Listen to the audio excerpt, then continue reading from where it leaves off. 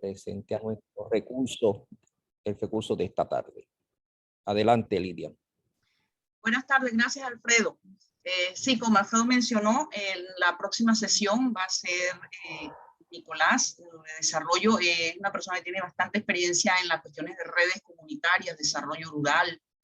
Hizo parte conmigo de la fundación del capítulo del SIC de ISO de Rural Development.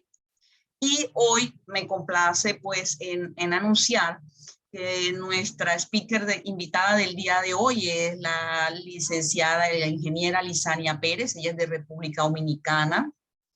Ella es ingeniera telemática con una maestría en ciberseguridad.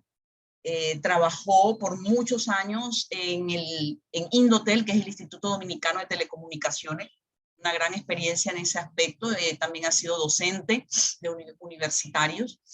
Y actualmente fue escogida como la secretaria ejecutiva de Contelca, que es la Comisión de Telecomunicaciones del Caribe, un órgano importante que agrupa a todos los países que conforman toda la zona del Caribe y que pues en materia de comunicaciones, de todo de gobiernos. Entonces pues les pido pues aprovechar al máximo esta sesión de hoy. Cualquier pregunta pueden escribirla en el chat o levantar la mano. Y pues con ustedes dejamos a Lisania. Bienvenida, muchas gracias. Bien, muchísimas gracias, Lilian, por la presentación. Como bien mencionó Lilian, ¿me escuchan bien? Favor confirmar. Perfecto. Sí, lo que te voy a pedir es que prendieras un minutico la cámara para que ellos te conozcan y ya después cuando empiece la presentación la apagas. Perfecto. Bueno, como bien dijo Lilian, mi nombre es Lisania Pérez. Actualmente funjo como secretaria ejecutiva de la Comisión Técnica Regional de Telecomunicaciones. Soy ingeniera telemática de profesión, con una especialidad en sistemas de información, una maestría en gestión de las telecomunicaciones y tecnologías de la información y otra maestría en ciberseguridad. Estoy a sus órdenes. Como bien mencionó Lilian también, yo laboro para la Comisión Técnica Regional de Telecomunicaciones. Este es un organismo de derecho público internacional y es la institución especializada del Sistema de Integración Centroamericano SICA, que coordina y apoya, armoniza el desarrollo de la industria de las telecomunicaciones y las tecnologías de la información y comunicación en la región. Tiene como misión Contelca, por sus siglas en español, coordinar y promover la integración y el desarrollo de las telecomunicaciones de Centroamérica. Esto incluye México y República Dominicana. Armonizar las regulaciones de cada país en materia de telecomunicaciones, administrar sistemas de telecomunicaciones y dictar resoluciones de cumplimiento obligatorio para los países. La componen la comisión 8 miembros: Honduras, El Salvador, Nicaragua, Guatemala, Costa Rica, Panamá, República Dominicana y México. En nuestra membresía también tenemos reguladores y tenemos ministerios TICs. A su vez tenemos otros miembros asociados que pueden ser fabricantes como Huawei y asociaciones de telecomunicaciones como ACIET, Regulatel, etc. Bien, entonces viendo un poco el panorama actual de Centroamérica, acá les traigo una información de la cantidad de habitantes que tienen los 8 países miembros de Contelca. Esto luego para hacer una analogía de la penetración de Internet en cada uno de esos países acorde a la cantidad de habitantes. Bien, el Internet, un ecosistema.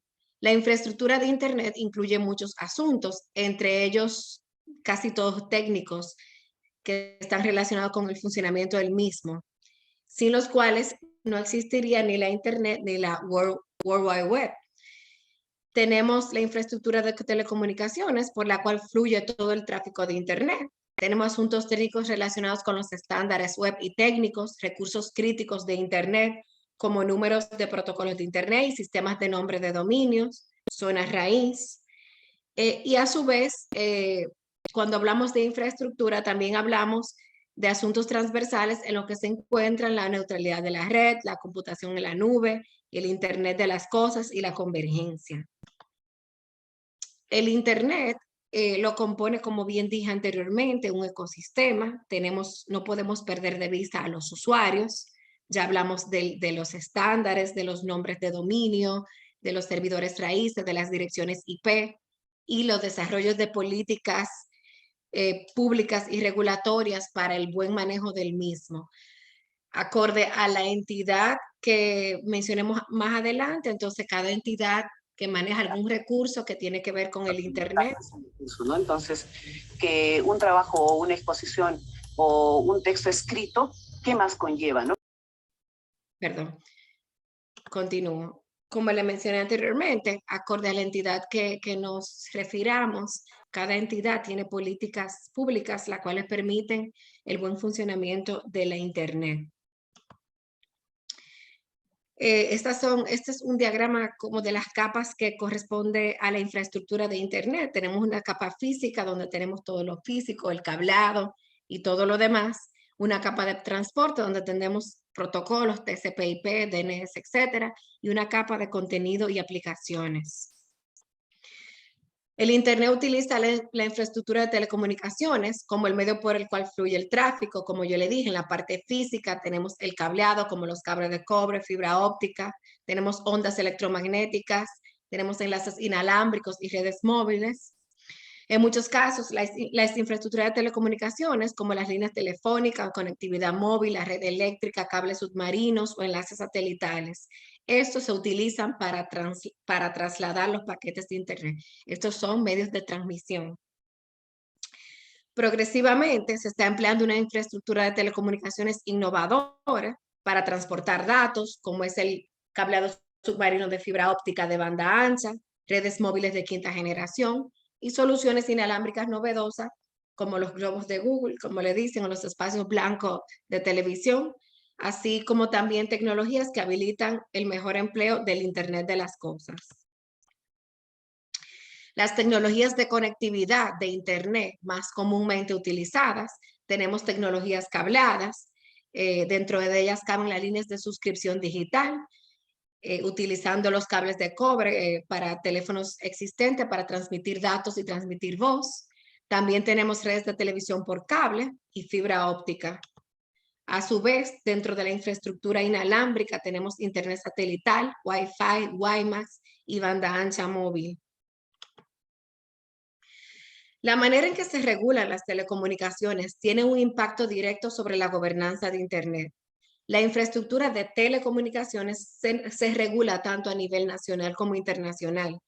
Hay organizaciones involucradas en estas regulaciones, por ejemplo, como la Unión Internacional de Telecomunicaciones, que elabora estándares y reglas para el buen funcionamiento del mismo.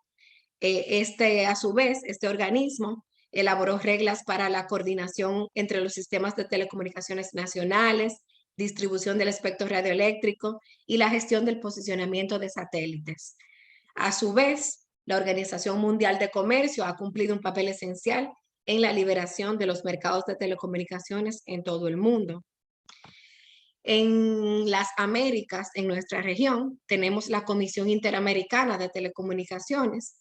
Dicha comisión se encarga de recoger las necesidades de los países de las Américas, de elaborar propuestas para ser presentadas en la Unión Internacional de Telecomunicaciones.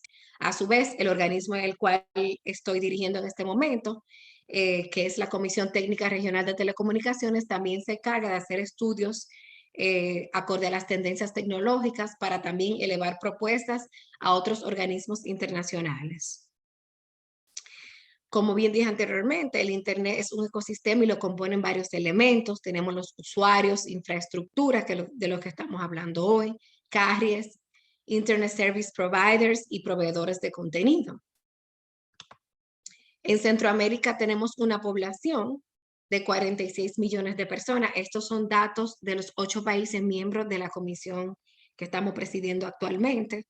De los casos son 22 millones usuarios de Internet, para una penetración de un 47%, donde Costa Rica, Panamá y El Salvador lideran en la región por penetración de Internet, y Guatemala, Costa Rica y El Salvador son los países con la mayor cantidad de usuarios.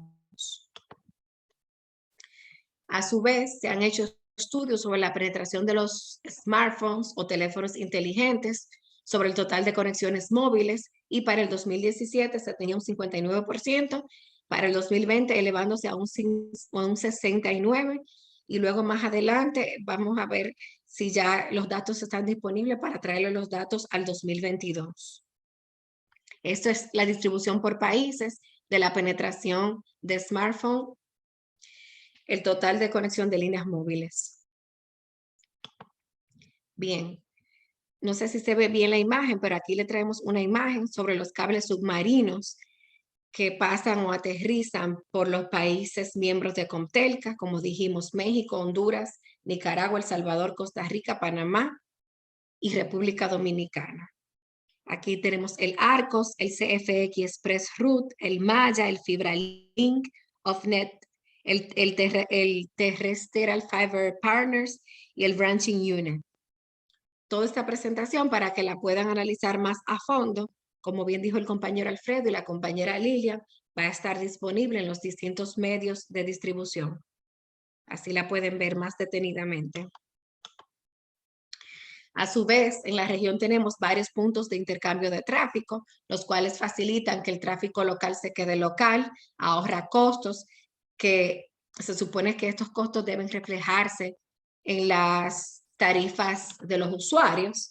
A su vez, mejoran la latencia, entre otras ventajas que tienen poseer un punto de intercambio de tráfico en sus países. Tenemos el CRIX de Costa Rica, el GTIX de Guatemala, el Interred de Panamá, el IXDO de República Dominicana, el Equinix de Mexico City, el IXP.mx, que es otro consorcio para el tráfico internacional de Internet de la Ciudad de México, y el MEX IXP.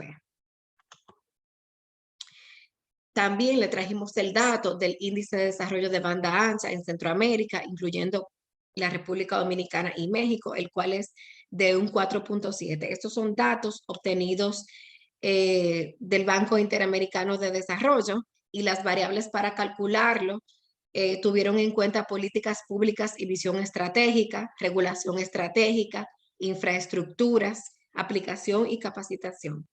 Si quieren abundar sobre el dato, luego le podemos pasar esos estudios que son más específicos y son un poquito más cargados, y ahí pueden ampliar en el detalle.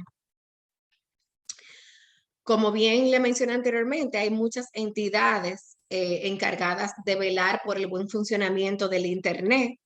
Unas regulan cierto tipo de cosas, pero no necesariamente regulan el Internet como tal, porque el Internet, como bien vimos, es un ecosistema y son muchos elementos los que intervienen. Y acorde al tipo de elemento que intervienen, entonces puede que sí haya una entidad que vele por el buen funcionamiento, pero puede que no. Entonces, cabe mencionar que tenemos a ICANN, que también es un patrocinador de esta escuela virtual. Esta asociación promueve la competencia y desarrolla políticas de identificadores únicos de Internet. Cabe destacar que ICANN no controla el contenido de Internet, no puede detener el correo basura y no gestiona los accesos, pero gracias a su función de coordinación del sistema de nombres de Internet, los nombres de dominio, tiene una gran importancia en la expansión y la evolución del Internet. En la región Américas tenemos la CNIC, que es el Registro de Direcciones de Internet de América Latina y el Caribe, una organización no gubernamental internacional establecida en Uruguay, y su función es asignar y administrar los recursos de numeración, IPv4 y IPv6, números autónomos y resolución inversa para la región. También tenemos una organización que es la Internet Society, que apoya y promueve el desarrollo del Internet como una infraestructura técnica global, un recurso para enriquecer la vida de las personas y una fuerza para el bien en la sociedad. Hablando un poco de la CNIC y otras entidades que se encargan de hacer lo mismo de la CNIC, pero en distintas partes del mundo, tenemos la ARI, el RIP-NCC, AFRINIC y el ACNIC. Eso depende de la región en la que corresponda. Entonces, la pregunta es, en fin, ¿quién regula el Internet? Como yo le dije, el Internet es un ecosistema, intervienen varios elementos, y de acuerdo al elemento que estemos hablando, entonces puede que haya una entidad que colabore con su buen funcionamiento, ya sea desarrollando políticas públicas, estándares, etc. Cabe destacar que el Departamento de Defensa de Estados Unidos define el ciberespacio, que luego de que se orquestan toda esa infraestructura, todos esos medios de transmisión, luego que el proveedor de servicio de acceso a Internet nos permite o contratamos con ellos una línea para nuestros hogares, entonces tenemos acceso como usuarios al ciberespacio. Pero, ¿qué es el ciberespacio como tal? Bien dije, el Departamento de Defensa de Estados Unidos define el ciberespacio como un dominio global dentro del entorno de la información, compuesto por una infraestructura de redes de tecnologías de la información independientes que incluye Internet, redes de telecomunicaciones, sistemas de información, controladores y procesadores integrados junto con sus usuarios y operadores. En el ámbito militar se han establecido 4 dominios físicos para las operaciones. Estos son los entornos tradicionales. Tenemos terrestre, marítimo, aéreo y aeroespacial. Entonces, ¿por qué considerar el ciberespacio como un quinto dominio de guerra? Pues el ciberespacio es considerado como un quinto dominio de guerra, pues es un espacio intangible, sin territorio, sin soberanías, que traspasa las fronteras y donde transita un gran caudal de información, en el cual hace ya muchos años se están liberando grandes batallas conocidas como ataques cibernéticos, y eso lo estamos viendo ahora también con la guerra Rusia-Ucrania. A su vez, quiero agradecer a todos por su atención. Esto solo es un breve resumen de múltiples temas que podemos explotar más a fondo, pero yo le agradezco si hay algún temita o un concepto que no fue comprendido o un tema que se quisiese ampliar, puedan escribirle a Lilian o Alfredo un correíto y con gusto le puedo quizá mandar una presentación o un material para ampliar todas estas informaciones. Muchísimas gracias y quedo a sus órdenes para preguntas. Yo te quería preguntar algo que me causó curiosidad. ¿Por qué Panamá y México no son parte de la comisión? Panamá y México sí son parte de la comisión. Ah, ya. Sí, correcto. Se supone que la comisión inició en Centroamérica, lo que es el CA4, El Salvador, Nicaragua, Honduras y Guatemala, pero luego se extendió a Costa Rica, luego se incluyó Panamá. Más tarde, cuando República Dominicana se adherió al SICA, también fue parte y México solicitó ser miembro, pues entonces se le facilitó ser miembro de Comtelca, aún así no es miembro del SICA. Gracias. Bueno, si alguno de los presentes tiene alguna inquietud o si todo les quedó claro, aprovechar que está Lisania acá para que les aclare alguna duda que tengan. A mí me causa las cifras, creo que todavía estamos bajos en porcentaje, ¿cierto? ¿Cómo han comparado, ustedes hacen algún estudio comparativo entre la penetración de Internet y de toda esa cuestión de infraestructura en la región de ustedes con respecto al resto de la región de Latinoamérica? Sí, generalmente hacemos esos comparativos. También tenemos como aliado a la CEPAL, que cuando queremos hacer análisis profundo a través de asistencia técnica nos facilitan a recopilar esa información. Pero sí, o sea, a nivel, en comparación con la región Américas, todavía la región que nosotros vemos puede aumentar más su penetración de Internet. O sea, está relativamente a la mitad. O sea, está, por decirlo así, baja.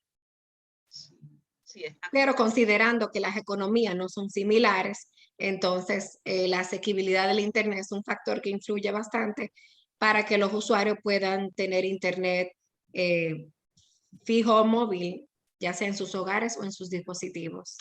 Alfredo, tienes la mano levantada y de casualidad te iba a preguntar sobre el enlace que publicaste sobre los cables. Creo que son infinidades de cables que nos pasan por todo el porque está es submarino, ¿cierto? Sí, sobre los cables submarinos les publiqué, hay un enlace de un reportaje que de hecho el actual presidente de nuestro capítulo de Internet Society aquí en Puerto Rico realizó y tiene una imagen de cómo se ven a grosso modo los cables submarinos hasta ese momento. Hoy en día pues sabemos que se están desarrollando más cables submarinos, sobre todo en el caso de las Américas, para conectar los diferentes países a través de estos cables submarinos. En Puerto Rico tenemos la gran fortuna de que varios proveedores de servicios de Internet tienen su propio cable submarino. Te tenía una pregunta, Lisania, pero en parte me la contestaste y era en relación con la penetración del Internet en las diferentes regiones, Centroamérica y Suramérica y el Caribe, obviamente. La penetración sabemos que en parte se debe a los altos costos de los proveedores de Internet, ¿verdad? Para extender la oferta a un costo razonable. ¿Qué están haciendo? ¿Cuál es tu percepción de lo que están haciendo los gobiernos para lograr abaratar los costos y que los proveedores de servicio alcancen a esas comunidades que están desconectadas? Yo le puedo decir las recomendaciones que tenemos para que se pueda llegar a más personas, pero no le podría decir si necesariamente la están realizando los gobiernos. Hay varios temas que están involucrados en cómo llegar a las zonas más vulnerables, zonas remotas. Sabemos que al grande o a un operador grande no le es atractivo desplegar sus infraestructuras en esas zonas porque no hay retorno de la inversión. Quizá invierten más de lo que pueden retornar, o sea, no perciben ese margen de beneficio. Entonces, para nosotros es importante que se desarrollen algún tipo de alternativas. ISOC promueve mucho el tema de redes comunitarias, donde se le facilite a otros entrantes a desarrollar dichas redes, como también, por ejemplo, hay que hacer estudios poblacionales, porque a veces queremos desplegar infraestructura, pero esas zonas ni siquiera tienen servicio de luz eléctrica. Entonces es un esfuerzo compartido con otro sector, porque o sea, han habido proyectos donde se utiliza, se dice, bueno, queremos desplegar infraestructura, pues entonces vamos a poner paneles solares en esas zonas remotas, entonces hacemos un esfuerzo, un proyecto compartido con otro sector. También la asequibilidad del Internet tiene que ver mucho con los impuestos, el tema de fiscalidad, o sea, cómo está grabado el Internet en mi país. Conocemos países donde el Internet está grabado con impuestos de lujos y eso no incentiva que los usuarios, por los costos demasiado altos, entonces puedan contratar líneas. Entonces son varias cosas las que hay que realizar. De parte de los gobiernos, yo entiendo que se deben crear políticas públicas que incentiven a la inversión. Por ejemplo, sabemos que para importar un equipo de telecomunicaciones se tiene que pagar impuestos, tiene que pasar un proceso de homologación. Estamos de acuerdo con que pasen todos los controles de homologación, más, sin embargo, debemos ver qué impuestos estamos cobrando a esas personas o a esos proveedores o fabricantes que quieren importar dichos equipos. Si eso viene a ser una barrera. Entonces, son muchos aspectos a considerar para lograr conectar esas poblaciones remotas o vulnerables. Pero yo digo, siempre digo, y lo digo en todos los foros, lo primero a hacer es un estudio poblacional. Se habla mucho de poblaciones remotas, pero ¿dónde están? ¿Cuáles son sus condiciones? ¿Por qué? Porque puede que en base a los diferentes tipos de comunidades hayan barreras diferentes. Entonces, nuestra recomendación es primero realizar esos estudios, ver las condiciones y ver cómo hacemos esfuerzos compartidos y qué otras alternativas tenemos. Nosotros hace un tiempo hicimos un webinar de cooperativismo en telecomunicaciones. Voy a revisar si tengo esas presentaciones de modelos cooperativistas para podérsela compartir con ustedes y que ustedes la puedan compartir con toda la audiencia. Bueno, muchísimas gracias. Dos preguntitas en el chat. Y una tiene que ver bastante con lo que tú estabas comentando ahora. Pregunta Denise, ella es del Perú. Dice que ¿por qué existe mayor penetración de Internet en unas regiones que en otras? ¿Qué variables están implicadas? Y manifiesta que, por ejemplo, en Perú es muy complicado llegar a la selva, a diferencia de llegar hacia la costa y la sierra. Sí, básicamente, lo de qué variables están implicadas es la asequibilidad es el principal factor. O sea, el tema económico. O sea, no todo el mundo tiene el dinero suficiente, aún ya considerándose el Internet como un servicio básico, fundamental para todos los ciudadanos y ciudadanas, pero la asequibilidad es la principal barrera. O sea, tengo que disponer de un monto para contratar una línea que me sea suficiente para mis necesidades. Esa es para mí la principal barrera por la cual muchos usuarios todavía no disponen de líneas de Internet, ya sea fijo y móvil. Sí. Y justamente por eso existe la penetración, porque la penetración es un índice que se calcula en base a la población y la cantidad de líneas que se tiene en un determinado región, sector o población.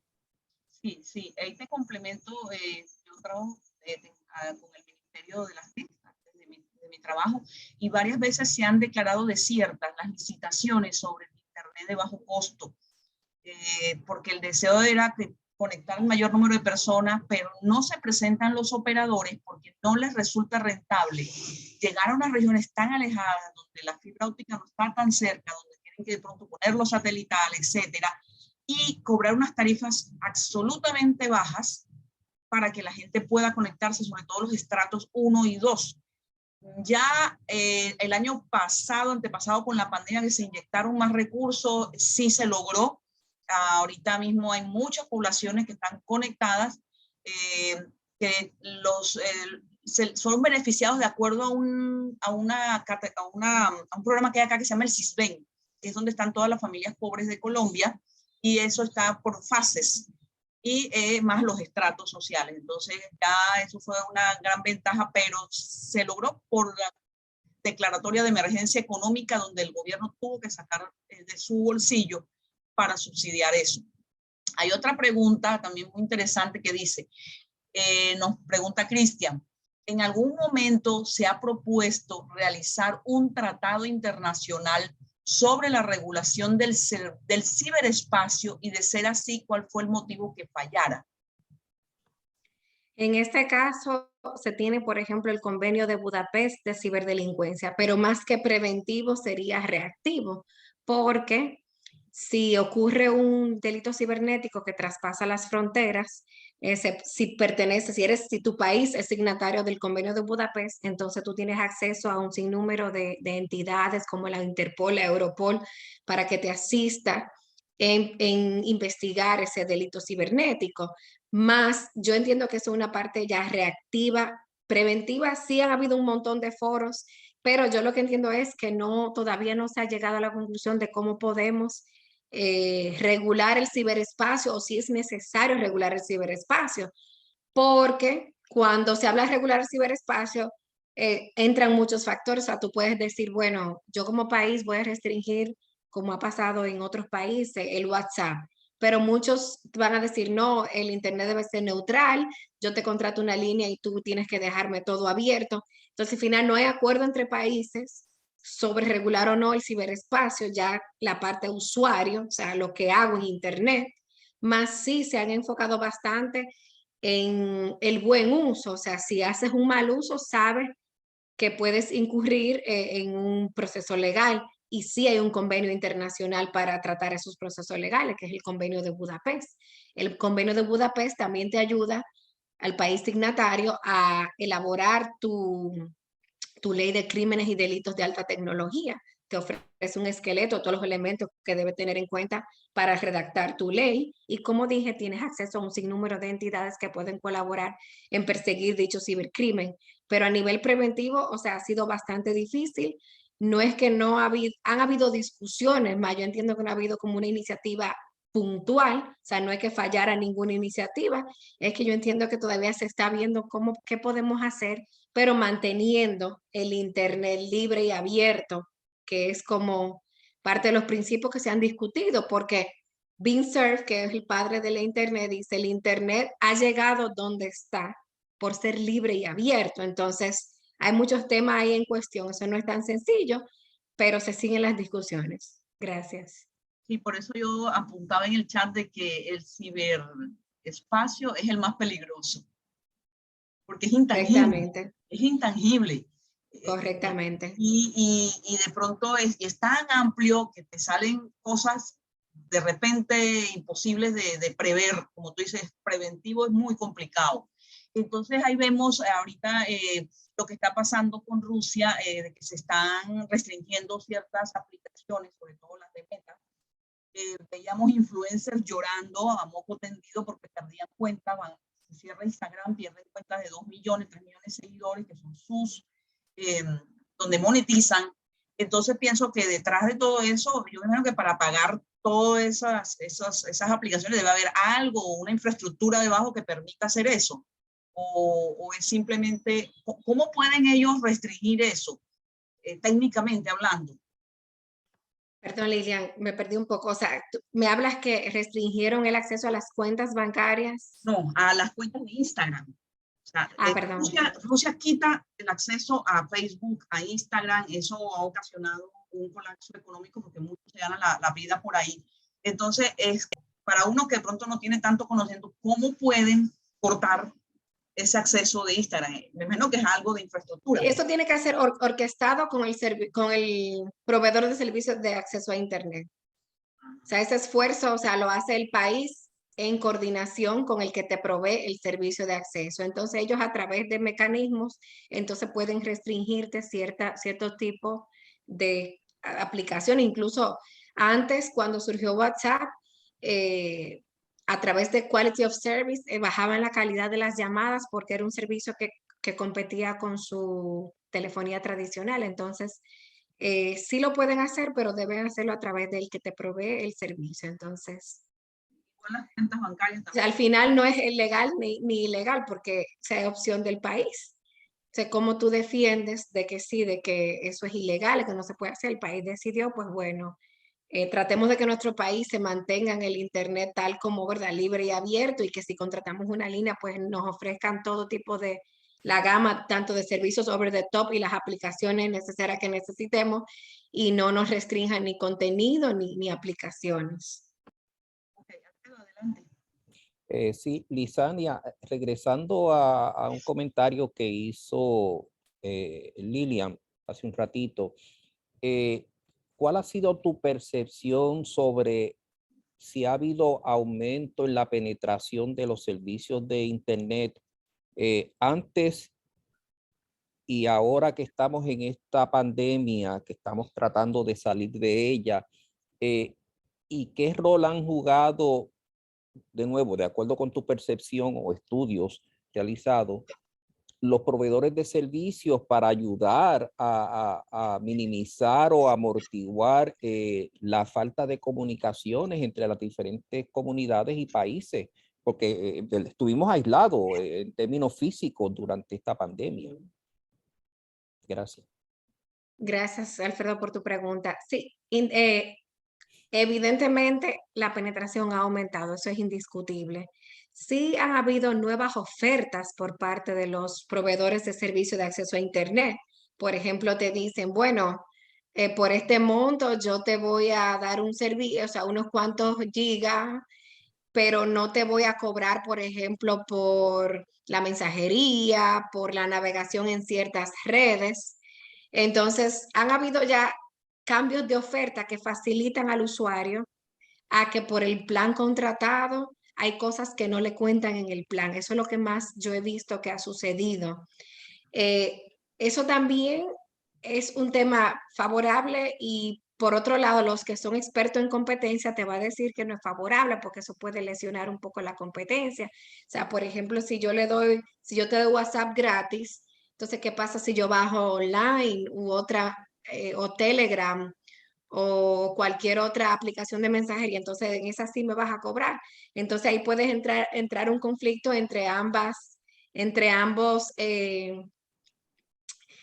sistemas de mensajería, entre ambas empresas, de que entonces tú en tu país ofreces esto para que no se descuente de los megas, los gigas contratados, pero a otros sí. Entonces, al final, en términos de usuario, a nosotros nos conviene, pero en términos de política de competencia, puede que eso, algunos autores o algunos estudiosos de temas de competencia te digan que eso lesiona un poco la competencia, porque entonces tú estás favoreciendo una empresa por encima de la otra, porque obviamente si tú me ofreces WhatsApp gratis, yo te voy a decir, bueno, yo te voy a coger WhatsApp gratis. O sea, no voy a bajar ni siquiera Telegram porque sí me va a contar en mi plan de datos, pero WhatsApp no. Entonces, eso sí es delicado, pero sí se hace. Y como bien dije, quizá todavía depende del país, las políticas de competencia, y si esos son casos que se han estudiado y que han tenido como lugar dentro de que si es competencia desleal o no. Pero sí yo he visto que ha mejorado, por decirlo así, la oferta de los proveedores de servicios de acceso a Internet. Quizá no en bajarte el precio, pero sí ofrecerte un poquito más por el mismo precio. Eso sí es lo que más he visto. Okay, muchas gracias. A ustedes. A ver si de pronto puedes hablarle un minutico sobre la IPv4 y IPv6. Ustedes también tienen que ver algo de pronto con ese estudio del agotamiento, del nuevo. Sí, nosotros tenemos estudios realizados sobre las exhortaciones a los gobiernos de cómo hacer la migración. O sea, por ejemplo, ¿qué pueden hacer los gobiernos para incentivar esta migración? Eso a nivel de gobierno. La conclusión es que se ha llegado, por ejemplo, bueno, depende de cada país, porque hay legislaciones que no te permiten obligar la migración, según la legislación local. Hay otros países que sí pueden obligar. Entonces hemos tenido experiencias donde sí el regulador de las telecomunicaciones obliga a la migración, otros simplemente instan a la migración. Pero definitivamente la IPv6 es una necesidad mundial, no una necesidad solamente de Américas, de África, no es una necesidad mundial. Ya las IPv4 se agotaron y eso se lo van a decir en todos los foros que pueda la CNIC participar o un seguidor de la CNIC o ¿verdad? Un enviado de ellos, Nicolás Fumarelli se lo va a decir. Entonces, migrar a IPv6 es una necesidad mundial. Es como que se acabaran, por ejemplo, la numeración, como que se te acaban los números. Entonces, tú tienes que incurrir a una nueva forma de numeración para poder ampliar el número de dispositivos conectados en el Internet. Eso facilita mucho. IPv6 tiene implementaciones de seguridad, eso facilita que más dispositivos estén conectados. Ahora queremos tener todo conectado, el tema de Internet de las cosas, pero si no migramos no nos va a alcanzar. Entonces es una necesidad y todos los países estamos llamados a realizar la migración. Una pregunta acá en el chat. Dice, si bien es cierto, el cableado submarino cumple la función de llegar a tener mayor conexión. Actualmente se está sumando el Internet vía satelital. ¿Esto quiere decir que ya no habrá necesidad de mayor cableado submarino? Bueno, yo le podría decir que siempre habrá necesidad de tener cableado submarino porque es el que nos permite, por ejemplo, una isla, por poner un ejemplo de donde yo soy. O sea, gracias a los cables submarinos nosotros tenemos internet. Entonces, si bien las tecnologías satelitales son importantes, pero yo creo que eso va acorde a cómo esté diseñado o la necesidad de los países o cómo tu proveedor requiera el servicio de un carrier superior para obtener conectividad. Entonces, yo entiendo que ambos son necesarios y que no me gustaría como ponerlo a competir uno sobre otro. Sí, se van complementando los dos. Se van complementando. Sí, entiendo, Lizania, que también hay un factor de estabilidad de uno versus el otro, ¿verdad? Porque el satelital pues tiene que tener unas condiciones específicas para que se maximice su uso, ¿verdad? Y su alcance versus el de los cables submarinos y la fibra óptica o el cobre, si ese fuese el caso, que permite una mayor estabilidad. Y al fin y a la postre, yo creo que eso pues es parte de lo que el usuario final busca en el servicio que va a obtener, ¿verdad? El que sea más estable y más seguro.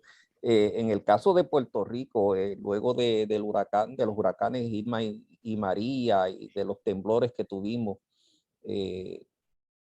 y la pandemia, pues se ha incrementado, ¿verdad? El tirar los cables de fibra óptica a través de toda la isla, porque, ¿verdad? Queremos ser resilientes porque estamos en el canal de los huracanes.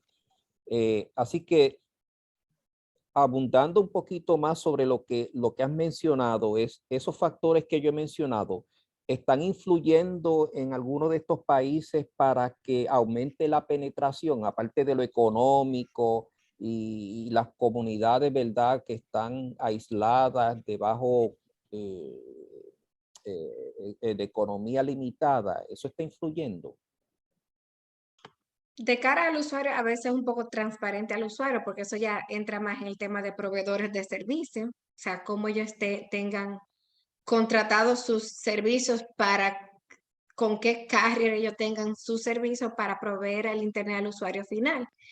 Pero siempre, mientras más medios y tecnologías existentes que tenga acceso tu país, eso siempre va a favorecer el mejor servicio. Y obviamente, un mejor servicio significa en que el usuario se va a motivar más en adquirirlo. Gracias. Bueno, no tenemos más preguntas. Todo ya, bueno, sí, ya no tenemos más preguntas. Antes de despedirnos, les recuerdo llenar la encuesta, darle pues las gracias a los que se unieron y a los que van a observar más adelante esta grabación. A Lizania, muchísimas gracias por el espacio que nos permitió para llegar a ustedes con esta importante charla, bastante didáctica, bastante fácil de comprender y que nos abre como conocer ciertos aspectos que no sabemos. A veces nos preguntamos qué hacen tantas organizaciones, tantos organismos, no sé qué, pero es importante porque prácticamente ellos son los que les están dando esa organización, ese fundamento a esta locura que es Internet, con todo lo que implica, como tú hablabas de las capas. Entonces, pues quería agradecerte, Lizania, agradecerle a todos, esperarlos en la próxima sesión. Y no queda más sino pues despedirme y desearles un feliz resto de día y feliz noche a todos. Bueno, por mi parte, muchas gracias a todos y a todas. Para mí es un honor poder servirles y como les dije, si tienen alguna duda más adelante y quieran ampliar sobre algún concepto, pues me escriben un correo y con gusto podemos ampliar, ¿de acuerdo? Gracias y feliz noche y tarde. Igualmente para todos. Cuídense.